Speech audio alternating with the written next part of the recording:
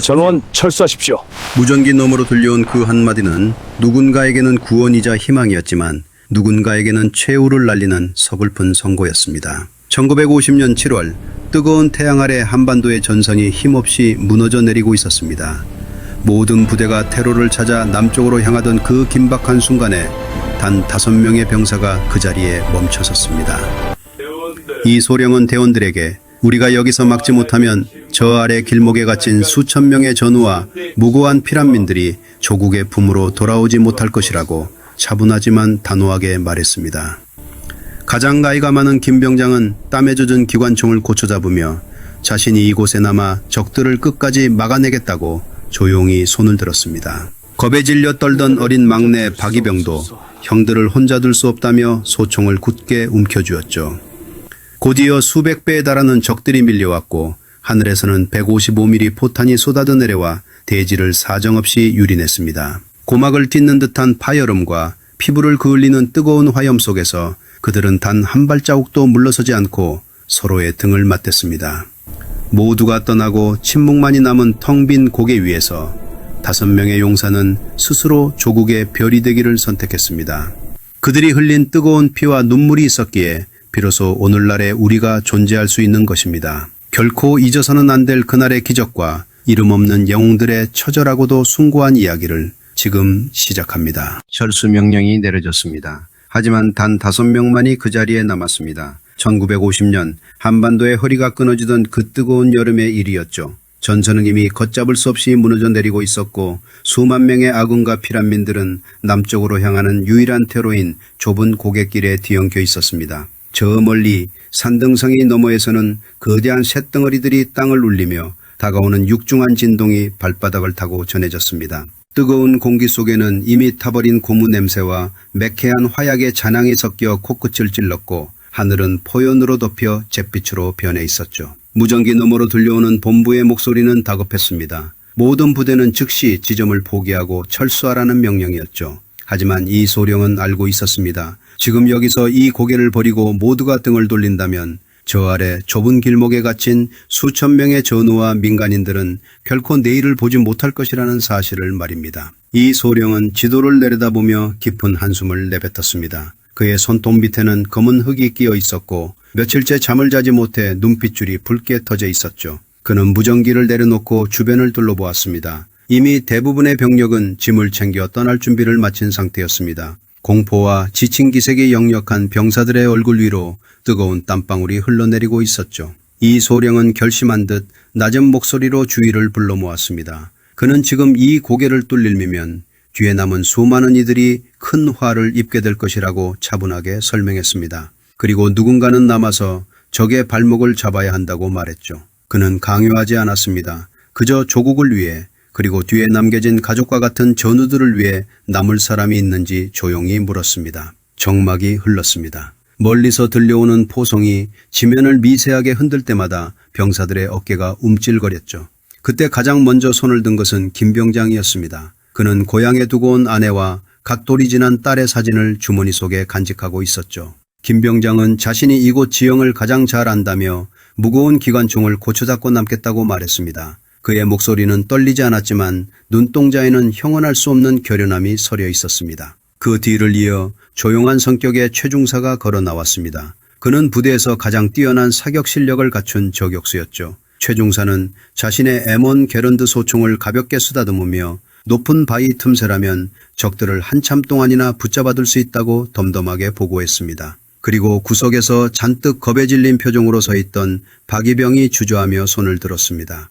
아직 솜털이 가시지 않은 어린 얼굴의 박이병은 자기도 형들을 도와 무엇이든 하겠다고 떨리는 목소리로 답했습니다. 마지막으로 기계 수리에 능숙했던 정상병이 통신 장비와 남은 탄약을 정리하며 자신도 남겠다고 뜻을 밝혔습니다. 그렇게 이 소령을 포함한 5명의 결사대가 구성되었습니다. 떠나는 동료들은 차마 발걸음을 떼지 못했습니다. 누군가는 눈시울을 붉히며 반드시 살아서 돌아오라고 간절하게 외쳤고 또 누군가는 자신의 남은 탄창을 건네며 미안한 마음을 전했습니다. 하지만 남겨진 5명은 알고 있었습니다. 이것이 자신들의 마지막 임무가 될 것임을 말입니다. 이 소령은 떠나는 부하들에게 뒤도 돌아보지 말고 빠르게 이동하라고 엄하게 지시했습니다. 부대원들의 모습이 완전히 사라지자 고개 위에는 기묘한 고요함이 찾아왔습니다. 이 소령은 즉시 방어선을 재구축하기 시작했습니다. 김병장은 M1919 공맹식 기관총을 고개 정면을 향해 거치했습니다. 차가운 금속 재질의 총몸이 그의 거친 손바닥에 닿았습니다. 그는 급탄 벨트가 꼬이지 않도록 세심하게 점검하며 금속 탄환들이 부딪히며 내는 짤랑거리는 소리에 집중했습니다. 정상병은 주변의 바위와 나무를 이용해 엄폐물을 보강했고 최종사는 이미 높은 절벽 위 유리한 지점으로 몸을 숨겼습니다. 박이병은 이 소령의 지시에 따라 수류탄의 안전핀을 점검하며 참호 안쪽 깊숙이 몸을 묻었습니다. 그의 심장 소리가 마치 고막을 때리는 북소리처럼 크게 들려왔습니다. 이 소령은 박이병의 어깨를 강하게 짚어주며 겁먹지 말고 평소 연습한 대로만 하면 된다고 낮게 읊조렸습니다. 박이병은 마른 침을 삼키며 소총의 개머리판을 어깨에 밀착시켰습니다. 나무로 된 총몸에서 배어나오는 짙은 기름 냄새가 코끝을 맴돌았습니다. 시간이 얼마나 흘렀을까요? 지평선 끝에서 거대한 먼지구름이 피어오르기 시작했습니다. 지면을 타고 전해지는 진동이 아까보다 훨씬 더 강렬해졌습니다. 그것은 수십 대의 적 전차와 수백 명의 보병들이 다가오고 있다는 신호였습니다. 이 소령은 망원경을 들어 적의 행렬을 관측했습니다. 시야에 들어온 적들의 모습은 압도적이었습니다. 선두에 선 전차의 포신이 번뜩이며 이쪽을 향하고 있었고 그 뒤를 따르는 보병들의 철모가 햇빛에 반사되어 물결치듯 일렁였습니다. 최중사는 저격병 너머로 적의 지휘관을 조준했습니다. 손가락이 방아쇠에 살며시 닿았습니다. 그의 호흡은 극도로 일정해졌고 세상의 모든 소음이 사라진 채 오직 자신의 맥박 소리만이 들려왔습니다. 김병장은 기관총의 장전 손잡이를 힘차게 당겼습니다. 철컥하는 기계음이 고요한 산속에 울려 퍼졌습니다. 그것은 곧 시작될 거대한 폭풍의 전주곡과도 같았습니다. 이 소령은 대원들에게 신호가 떨어지기 전까지는 절대로 먼저 사격하지 말라고 다시 한번 강조했습니다. 적들이 고갯길의 좁은 입구까지 완전히 들어오기를 기다려야 했습니다. 그래야만 단 5명의 화력으로 최대한의 충격을 줄 수 있기 때문이었죠. 적의 전차 대열이 좁은 길목으로 접어들기 시작했습니다. 육중한 궤도가 자갈을 으깨는 소리가 소름 끼치도록 가깝게 들려왔습니다. 박이병은 소총을 쥔 손에 힘을 주었습니다. 너무 꽉 쥐어 하얗게 질린 그의 손가락 끝이 미세하게 떨리고 있었습니다. 옆에 있던 정상병은 조용히 수리탄 하나를 꺼내 안전핀에 손가락을 걸었습니다. 긴장감은 극에 달해 대기 중에 산소마저 희박해진 것 같은 착각이 들 정도였습니다. 적의 선두전차가 마침내 이 소령이 설정한 저지선 안으로 발을 들여놓았습니다. 이 소령은 천천히 오른손을 들어 올렸습니다.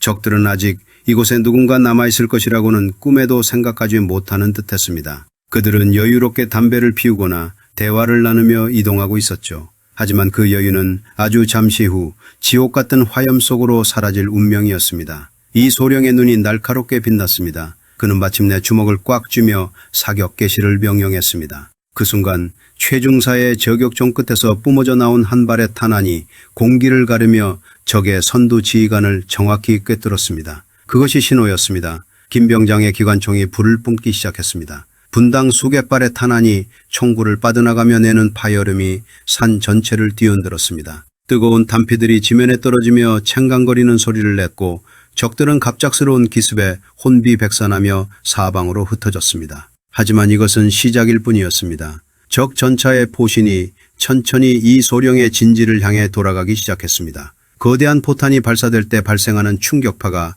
고막을 찢을 듯이 다가왔고 대원들의 머리 위로 흙더미와 파편들이 폭우처럼 쏟아졌습니다. 자욱한 연기 속에서 이 소령은 목이 터져라 대원들을 독려하며 위치를 사수하라고 소리쳤습니다. 이제 돌아갈 길은 없었습니다. 오직 눈앞의 적들을 막아내는 것만이 그들에게 남겨진 유일한 사명이었습니다. 적의 선두전차가 거대한 포신을 천천히 돌리는 모습은 마치 거대한 괴수가 먹잇감을 노리는 눈빛과도 같았습니다. T-34 전차의 85mm 주포가 아군 진지를 정조준하는 순간 공기가 얼어붙는 듯한 압박감이 전선을 휘감았죠. 이 소령은 대원들에게 전차포의 직격탄을 피하기 위해 최대한 참호 바닥에 밀착하라고 다급하게 지시했습니다. 그의 말이 끝나기가 무섭게 주포의 끝에서 눈을 멀게 할 만큼 강력한 섬광이 뿜어져 나왔습니다. 화염과 함께 발사된 포탄은 음속을 돌파하며 공기를 찢어 발겼습니다. 잠시 후 진지 바로 앞에 거대한 바위가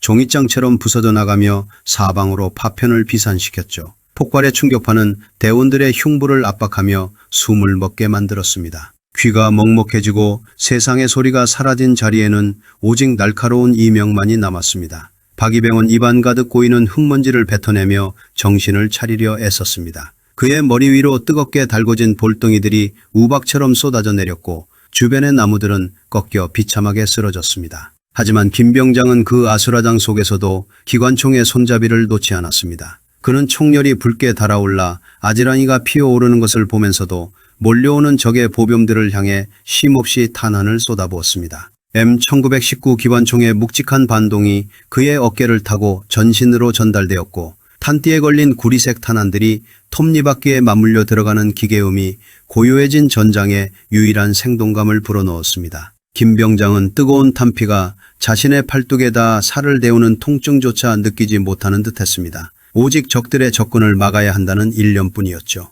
저 멀리 바위 틈새에 몸을 숨긴 최중사는 침착하게 호흡을 가다듬었습니다. 그는 저격경 너머로 전차 위에 올라타 보병들을 지휘하는 적의 부사관을 포착했습니다. 그는 방아쇠를 당기는 찰나의 순간에 심장 박동마저 멈추려 노력했습니다. 총구를 떠난 한 발의 탄환은 나선형을 그리며 공기의 저항을 뚫고 날아가 적의 표적을 정확히 제압했습니다. 지휘관을 잃은 적 보병들이 잠시 혼란에 빠져 갈팡질팡하는 사이 정상병은 미리 매설해 두었던 폭약을 가동할 준비를 마쳤습니다. 정상병은 이 소룡을 바라보며 지금이 기회라고 눈짓을 보냈습니다. 이 소룡은 고개를 끄덕이며 적의 전차가 좁은 길목의 중앙부에 도달하기만을 기다렸습니다. 적 전차의 육중한 궤도가 지면을 지치기며 다가오는 소리는 마치 거대한 맷돌이 뼈를 가는 듯한 불쾌한 진동을 만들어냈습니다. 전차가 미리 설치한 지뢰구역에 들어서는 순간 정상병은 격발기를 힘차게 눌렀습니다. 큰지를 뒤흔드는 굉음과 함께 길목의 지면이 솟구쳐 올랐습니다. 엄청난 압력의 폭발이 전차의 하부를 타격했고 수십 톤의 쇳덩어리가 공중으로 살짝 들렸다가 지면으로 곤두박질 쳤습니다. 전차의 궤도가 끊어져 나가며 비명 같은 금소금을 내뱉었고 내부에서 유출된 연료의 불이 붙어 거대한 화염기둥이 치솟았습니다. 이 광경을 지켜보던 박이병은 자신들도 할 수 있다는 희망을 느꼈습니다. 그는 떨리는 손으로 소총을 고쳐닫고 조준선 안에 들어온 적들을 향해 방아쇠를 당겼습니다. 하지만 적들의 숫자는 줄어들 기미가 보이지 않았습니다. 선두 전차가 멈춰서자 뒤따르던 적들은 전차를 엄폐물 삼아 더욱 거세게 압박해 왔습니다. 박격포탄이 아군 진지 주변에 하나둘씩 떨어지기 시작하며 대지를 유린했습니다. 포탄이 터질 때마다 사방으로 튀는 붉은 화염과 검은 연기가 시야를 가렸습니다. 이 소룡은 상황이 심상치 않게 돌아가고 있음을 직감했습니다. 적들은 아군의 화력이 단 몇 명에 불과하다는 사실을 눈치챈 듯 좌우 측면으로 우회하여 포위망을 좁혀오고 있었습니다.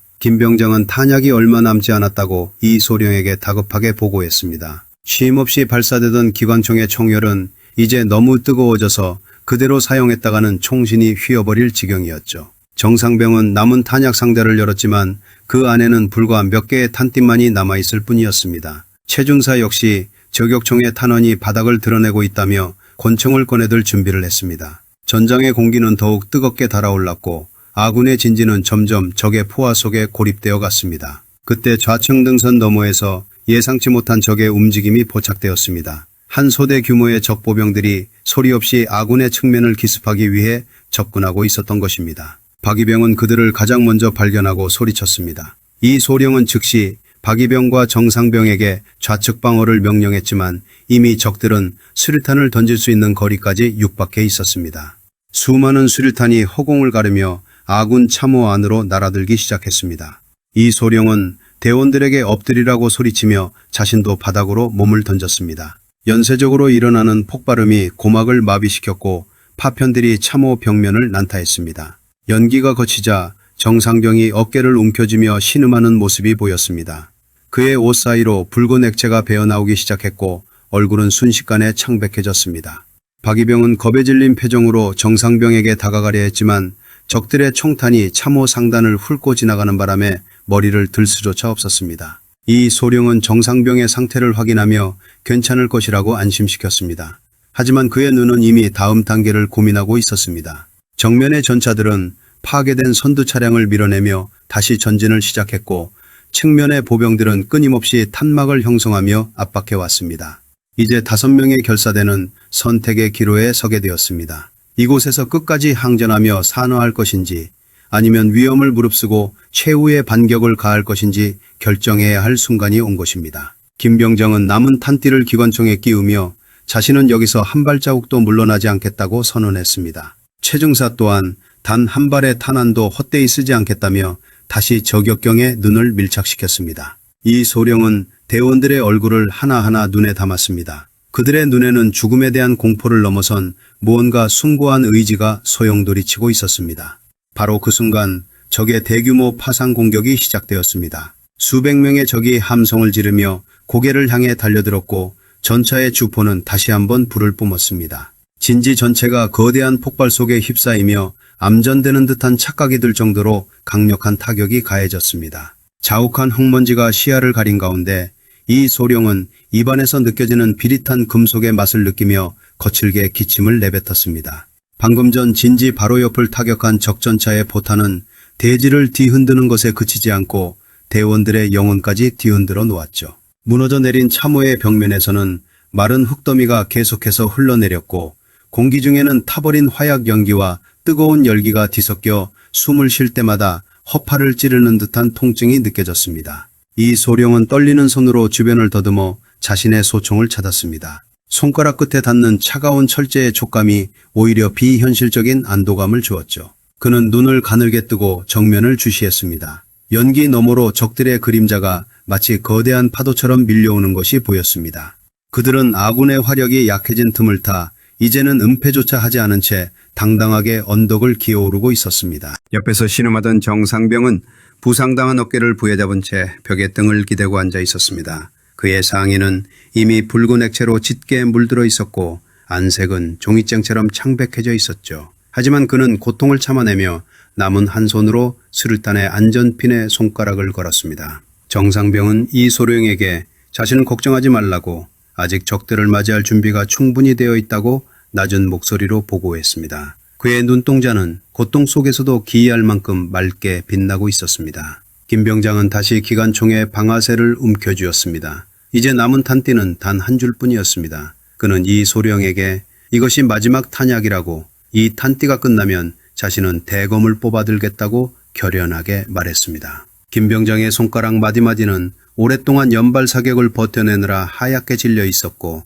그의 팔뚝 근육은 경련하듯 미세하게 떨리고 있었습니다. 그는 기관총의 총열이 너무 뜨거워져 주변의 공기가 아지랑이처럼 일렁이는 것을 보면서도 시선을 전방에서 떼지 않았습니다. 저 위쪽 바위 틈에서 소리 없이 적들을 저지하던 최중사는 이제 소총을 내려놓았습니다. 탄환이 완전히 바닥난 것이었죠. 그는 품 안에서 권총을 꺼내들며 이 소령에게 더 이상 원거리 저격은 불가능하다고 이제는 육박전을 준비해야 할 것 같다고 담담하게 전했습니다. 최중사는 자신의 위치가 노출될 것을 알면서도 동료들이 있는 참호 쪽으로 조심스럽게 몸을 낮춰 이동하기 시작했습니다. 그는 움직이는 와중에도 적들의 투척물이 날아오지 않는지 예리하게 살폈습니다. 가장 어린 박이병은 극한의 공포 속에서 오히려 기묘한 평온함을 찾은 듯 보였습니다. 처음 전투가 시작되었을 때만 해도 사시나무 떨듯 떨던 그의 손은 이제 M1 소총을 단단히 고정하고 있었습니다. 박이병은 옆에 쓰러진 정상병의 손을 잠시 움켜쥐며 자신이 끝까지 형들을 지키겠다고 굳게 다짐했습니다. 그는 이 소령에게 다음 지시를 내려달라고 요청하며 어떤 명령이든 따를 준비가 되었다고 덧붙였습니다. 이 소령은 대원들의 모습을 보며 가슴 한구석이 옥죄해 오는 것을 느꼈습니다. 이들은 모두 누군가의 아들이자 남편이며 아버지였습니다. 하지만 지금 이 순간만큼은 오직 조국의 방패가 되어 이 척박한 고개를 지키고 있는 영웅들이었죠. 이 소령은 대원들에게 마지막 전술을 지시했습니다. 적들이 참호 경계선까지 바짝 다가올 때까지 사격을 중지하고 매복했다가 남은 수류탄과 모든 화력을 한꺼번에 쏟아붓고 돌격하자는 계획이었습니다. 적들의 발소리가 점점 가까워졌습니다. 군화가 자갈을 밟는 바스락거리는 소리, 적군들끼리 주고받는 알아들을 수 없는 고함 소리가 바로 머리 위에서 들리는 듯 했습니다. 전차의 엔진 소리는 이제 심장을 직접 타격하는 진동으로 변해 있었습니다. 이 소령은 손바닥에 땀을 닦아내며 소총의 안전장치를 해제했습니다. 적의 선두병이 참호 위로 모습을 드러내는 찰나 이소룡은 전원 공격을 명령했습니다. 정막을 뚫고 김병장의 마지막 기관총 탄띠가 불을 뿜었습니다. 드르륵거리는 기계음이 고막을 사정없이 두들겼고 총구에서 튀어나오는 화염은 어두워진 전장을 잠시나마 밝게 비추었습니다. 최중사는 권총을 이용해 접근하는 적들을 정확히 제압해 나갔고 박이병은 소총 탄창을 비워가며 미친 듯이 사격했습니다. 정상병은 마지막 힘을 짜내어 수류탄 3발을 묶어 적 전차의 궤도를 향해 정확히 던졌습니다. 엄청난 충격음과 함께 지면이 솟구쳤습니다. 전차의 육중한 몸체가 들썩이며 멈춰섰고 그 뒤를 따르던 적 보병들은 갑작스러운 화력 집중과 폭발에 비명을 지르며 쓰러졌습니다. 하지만 적들의 숫자는 끝이 없었습니다. 쓰러진 자들의 자리를 새로운 적들이 메우며 참호 안으로 뛰어들기 시작했습니다.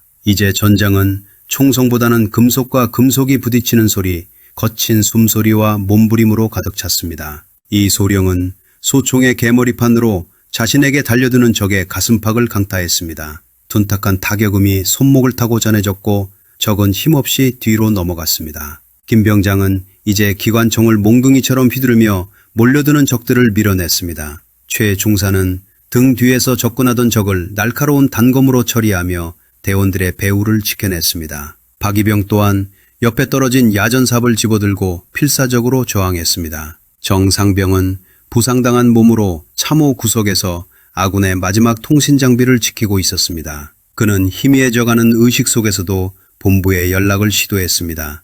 아군 부대가 안전하게 철수했는지 자신들이 벌어준 이 시간이 헛되지 않았는지 확인하고 싶었던 것이죠. 하지만 무전기에서는 지지직거리는 자분만이 흘러나올 뿐이었습니다. 정상병은 입가에 옅은 미소를 띠며 분명 전우들은 무사히 후퇴했을 것이라고 스스로를 다독였습니다. 어느덧 태양은 서산 너머로 자취를 감추기 시작했습니다. 붉게 물든 노을이 전장을 비치며 마치 이들의 처절한 투쟁을 애도하는 듯 했습니다. 5명의 대원은 이제 서로의 등을 맞댄 채 원형 진을 형성했습니다. 그들 주위로는 무력화된 적들의 흔적이 산을 이루고 있었지만 적들의 포위망은 더욱더 촘촘하게 조여왔습니다. 이소룡은 대원들의 얼굴을 둘러보았습니다. 피와 흙으로 범벅이 된 그들의 얼굴에는 죽음에 대한 공포 대신 임무를 완수했다는 기묘한 만족감이 감돌고 있었습니다. 적의 대대급 병력이 고개를 완전히 포위한 채 마지막 돌격 신호를 기다리고 있었습니다. 수십 개의 총구가 5명의 용사를 향해 일제히 조준되었고 전차포는 다시 한번 차가운 금소금을 내며 장전을 마쳤습니다.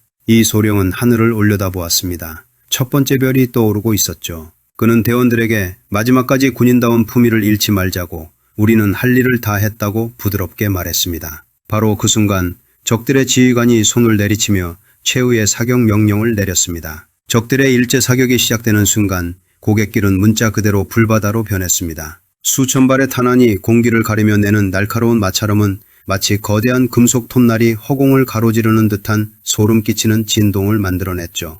이소룡은 참호 바닥에 몸을 바짝 붙인 채 머리 위로 쏟아지는 흙더미의 무게를 온몸으로 받아냈습니다. 사방에서 터지는 포탄의 충격파는 지면을 뒤흔들어 대원들의 몸을 허공으로 띄웠다가 다시 차가운 흙바닥으로 내팽개쳤습니다. 뜨거운 파편들이 대기를 가리며 지나갈 때마다 진한 황금색 불꽃이 눈앞을 어지럽게 수놓았습니다. 이소룡은 먼지와 연기로 가득 찬 허공을 향해 대원들의 안위를 확인하려 목소리를 높였습니다. 그는 모두 무사하냐고 비명 섞인 외침을 내뱉었지만 자신의 목소리조차 거대한 포성에 묻혀 들리지 않았습니다. 곁에 있던 박이병은 귀를 감싸진 채 고통스럽게 몸을 웅크리고 있었습니다. 그의 고막은 이미 가해진 엄청난 압력을 견디지 못하고 미세한 파열음을 내고 있었죠. 하지만 박이병은 이내 정신을 차리려는 듯 자신의 뺨을 강하게 내리쳤습니다. 그리고는 흙 속에 파묻혔던 소총을 다시 끌어당겼습니다. 소총의 나무 개머리판은 이미 파편에 맞아 깊게 패여 있었지만 박이병의 소나귀에는 이전보다 더 강한 힘이 들어가 있었습니다. 김병장은 기관총의 탄환이 완전히 소진되자 주저없이 총몸을 분리해 옆으로 밀어놓았습니다. 그는 허리춤에서 짙은 녹색의 대검을 뽑아들었습니다. 차가운 금속날이 노을빛을 받아 번뜩이는 모습은 마치 굶주린 짐승의 송곳니처럼 날카로웠습니다. 김병장은 이 소룡을 바라보며 자신은 이제 총알이 아닌 자신의 의지로 적들을 맞이하겠다고 결연하게 말했습니다. 그의 팔뚝은 이미 수많은 파편상으로 인해 붉게 물들어 있었지만 그는 고통을 느끼지 못하는 사람처럼 오직 전방의 적들만을 응시했습니다. 그의 숨소리는 거칠고 무거웠으며 내뱉는 숨결마다 매캐한 화약 냄새가 섞여 나왔습니다. 그때 참호 바로 위쪽 능선에서 적들의 함성이 천둥소리처럼 울려 퍼졌습니다. 적 보병들이 마침내 아군 진지의 경계선을 넘어 안으로 쏟아져 들어오기 시작한 것입니다. 첫 번째로 뛰어든 적병은 박이병을 향해 총검을 내밀었습니다. 박이병은 본능적으로 몸을 비틀어 공격을 피한 뒤 소총의 개머리판으로 적의 턱밑을 강하게 올려쳤습니다. 둔탁한 타격음과 함께 적병이 뒤로 넘어갔고 박이병은 그 찰나의 순간에 적의 총을 뺏어들었습니다. 그의 행동에는 더 이상 망설임이 없었습니다. 오직 생존과 임무 완수를 향한 처절한 본능만이 남아있었습니다. 최중사는 절벽이 좁은 틈새에서 권총의 마지막 한 발을 발사했습니다. 탄환은 공기를 뚫고 날아가 박이병을 위협하던 또 다른 적병을 정확히 제압했습니다. 이제 권총마저 빈 탄창만을 남기자 최중사는 품 안에서 마지막 수류탄을 꺼냈습니다. 그는 아래쪽 참호에서 사투를 벌이는 동료들을 내려다보며 자신이 이 고개의 마지막 문지기가 되겠다고 조용히 읊조렸습니다. 그는 수류탄의 안전핀을 입으로 당겨 뽑았습니다. 금속핀이 바닥에 떨어지며 내는 짤랑거리는 소리가 그의 귓가에는 마치 장례식의 종소리처럼 들렸을지도 모릅니다. 정상병은 쓰러진 통신 장비 옆에서 피 묻은 손으로 무전기 안테나를 만지고 있었습니다. 그의 의식은 점점 멀어져 가고 있었지만 단 한 번만이라도 본부와 연락이 닿기를 간절히 바랬었습니다. 그는 희미해지는 시야 속에서 무전기 너머로 아군 소대의 철수 확인 여부를 계속해서 물었습니다. 그러던 순간 자분만이 가득하던 무전기 스피커에서 아주 작고 가냘픈 목소리가 들려왔습니다. 본부로부터 온 응답이었습니다. 모든 철수 인원이 안전지대에 도착했으며 이제 고개를 포기하고 즉시 탈출하라는 명령이었습니다. 정상병은 그 소식을 듣고 눈물을 흘리며 이 소령에게 보고했습니다. 동료들이 무사하다는 소식은 그들에게 그 어떤 훈장보다도 값진 보상이었습니다. 이 소령은 정상병의 보고를 받고 가슴이 벅차오르는 것을 느꼈습니다. 그는 이제 자신들의 희생이 결코 헛되지 않았음을 확신했습니다. 이 소령은 대원들에게 우리가 해냈다고, 이제 마지막 임무만이 남았다고 목이 터져라 소리쳤습니다. 그의 목소리에는 자부심과 슬픔, 그리고 말로 다할 수 없는 전우애가 섞여 있었습니다. 하지만 적들의 압박은 더욱 잔인해졌습니다. 파괴된 전차 뒤로 새로운 전차 2대가 나타나 주포를 아군 진지 정중앙으로 조준했습니다. 전차포가 발사되기 직전 총구 주변의 공기가 굴절되며 엄청난 에너지가 응축되는 것이 보였습니다. 이 소령은 직감했습니다. 이번 포격은 진지 전체를 흔적도 없이 지워버릴 만큼 강력할 것이라는 사실을 말입니다. 그는 대원들에게 마지막 인사를 건넬 틈도 없이 서로를 끌어안으며 충격에 대비하라고 명령했습니다. 지면이 거대하게 솟구쳐 올랐습니다. 이전과는 비교도 할 수 없는 거대한 파열음이 산 전체를 뒤흔들었습니다. 폭발의 화염은 참호 안의 모든 것을 집어삼킬 듯이 넘실거렸고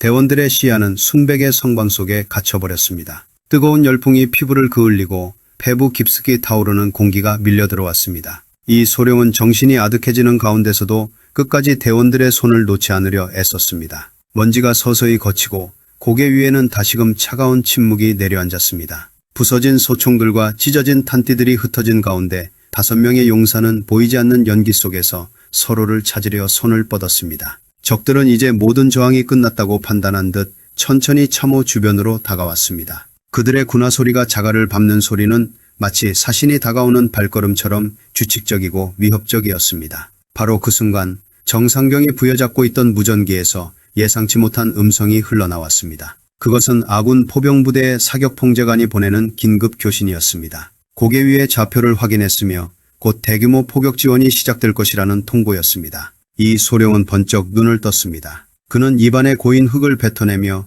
대원들에게 일어서라고 지시했습니다. 아직 끝나지 않았다고, 우리에게는 마지막 한 번의 기회가 더 남아있다고 말이죠. 적들이 참호 가장자리에 도달해 총구를 아래로 겨누는 찰나 하늘 위에서 거대한 비명소리가 들려왔습니다. 아군 포병부대가 발사한 155mm 견인 포탄 수십 발이 공기를 가르며 고개를 향해 쏟아져 내려오고 있었던 것입니다. 이 소령은 대원들을 참호 구석의 가장 깊숙하고 단단한 바위 아래로 밀어넣었습니다. 그는 이 포격이 자신들까지 휘말리게 할 수 있다는 것을 알았지만 그것이 적들을 일거에 소탕할 수 있는 유일한 길임을 믿었습니다. 하늘이 무너지는 듯한 괴문과 함께 고개 전체가 다시 한번 요동치기 시작했습니다. 적들은 자신들의 머리 위로 떨어지는 포탄의 비를 피할 곳을 찾지 못한 채 비명을 지르며 흩어졌습니다. 아군의 포격은 자비가 없었습니다. 정확히 이 소령이 머물고 있는 고개의 정상을 타격하며 적의 대열을 산산조각냈습니다. 연기와 불꽃이 수십 미터 높이로 치솟았고 전차들은 화염에 휩싸여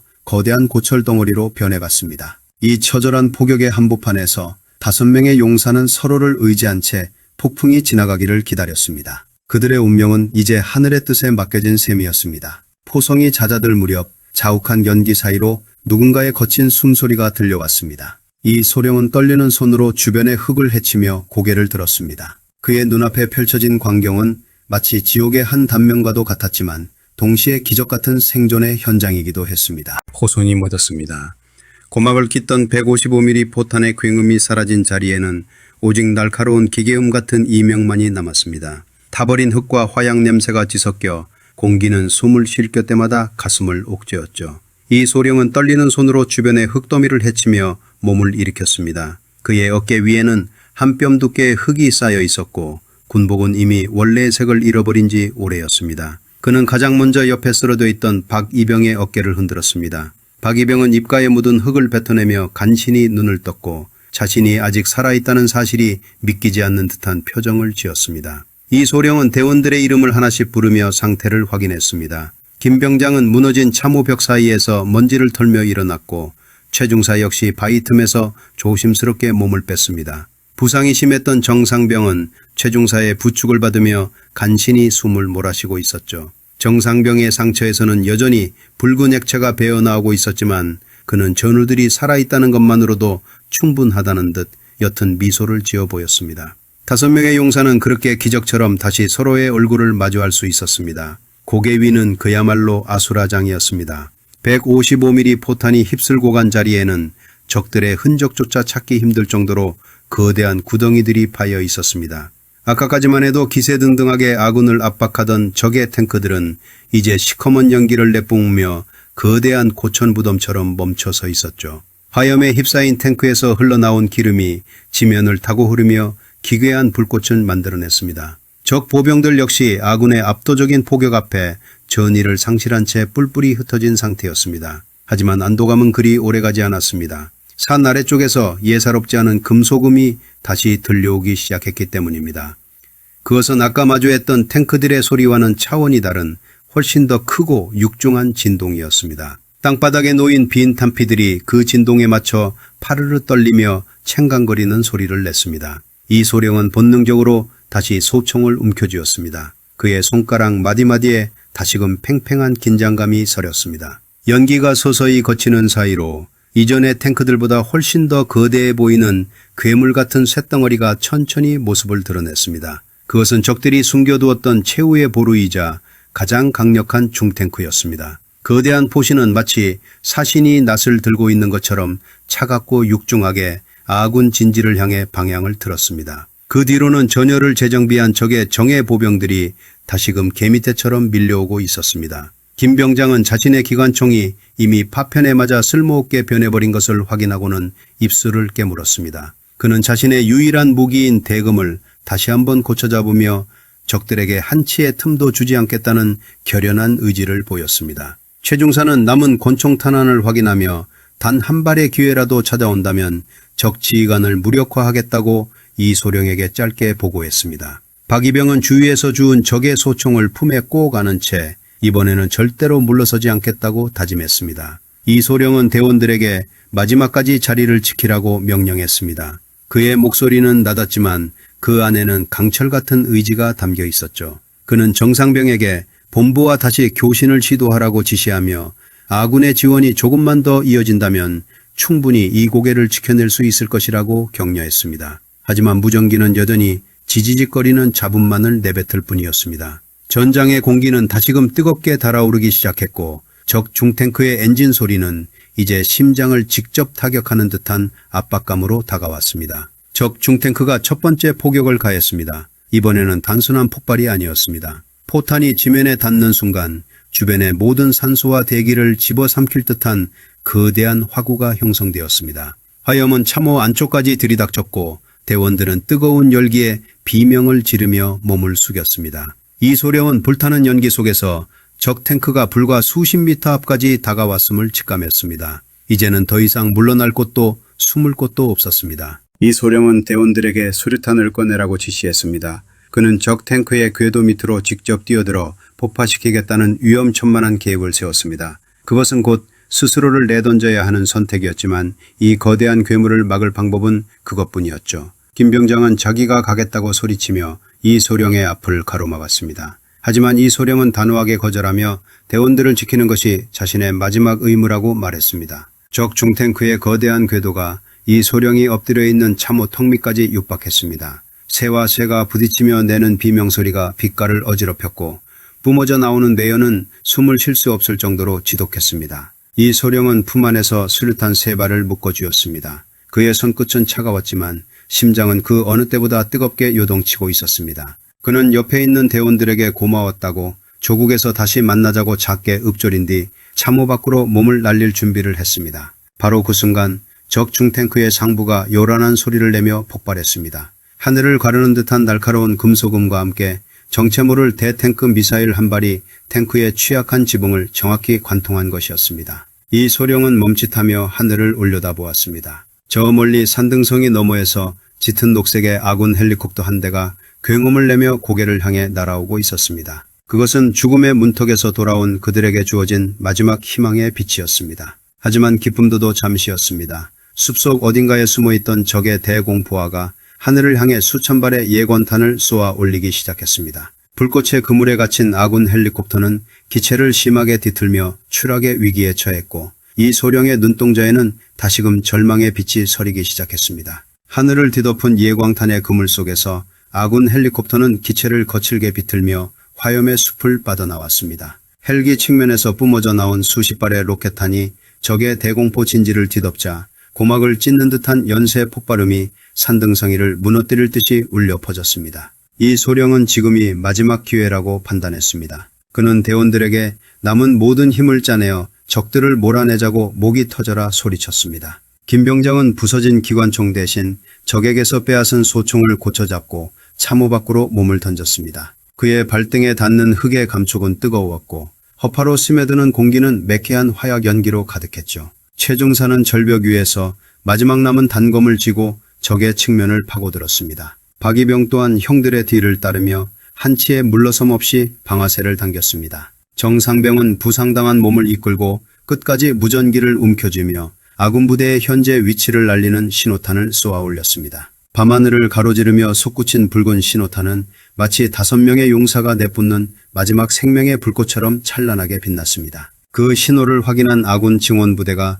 마침내 고개 아래쪽에서 모습을 드러냈습니다. 수십 대의 트럭과 장갑차가 육중한 엔진 소리를 내며 언덕을 타고 올라왔고 수백 명의 전우가 일제히 함성을 지르며 적들을 압박했습니다. 압도적인 기세에 눌린 적들은 결국 하나둘씩 무기를 버리고 어둠 속으로 퇴각하기 시작했습니다. 전투가 끝난 고개 위에는 기묘한 정적이 찾아왔습니다. 타오르는 탱크의 잔해에서 피어오르는 검은 연기만이 바람에 흩날릴 뿐이었죠. 이 소령은 비틀거리는 걸음으로 대원들을 하나하나 찾아갔습니다. 정상병은 조국의 품에 안기듯 평온하게 눈을 감은 상태였습니다. 그의 손에는 끝까지 놓지 않았던 무전기 수화기가 단단히 쥐어 있었습니다. 이 소령은 정상병의 차가워진 손을 조용히 덮어주며 자네가 해냈다고 나직하게 보고했습니다. 김병장과 최중사 그리고 박이병은 서로의 어깨를 부둥켜 안은 채 무너진 참호 위에 주저앉았습니다. 그들의 눈가에는 뜨거운 눈물이 흙먼지와 뒤섞여 흘러내렸습니다. 1950년의 그 뜨거웠던 여름날 단 5명이 지켜낸 이 작은 고개는 수만 명의 생명을 구한 기적의 현장이 되었습니다. 그들이 흘린 피와 땀은 이 땅의 흙 속에 깊이 스며들어 결코 잊히지 않을 영웅들의 서사시가 되었습니다. 세월이 흘러 전장의 포성은 멈췄지만 사람들은 여전히 기억합니다. 가장 어두웠던 순간에 가장 눈부시게 빛났던 5명의 이름을 말입니다. 그들은 이름 없는 산등성이에서 조국의 별이 되었고 그들이 지켜낸 평화는 오늘날 우리가 누리는 일상의 밑거름이 되었습니다. 이 소령과 그의 대원들이 마지막으로 바라보았던 저 멀리 솟아오르는 태양은 오늘도 변함없이 이 강산을 비추며 그날의 위대한 승리를 증언하고 있습니다.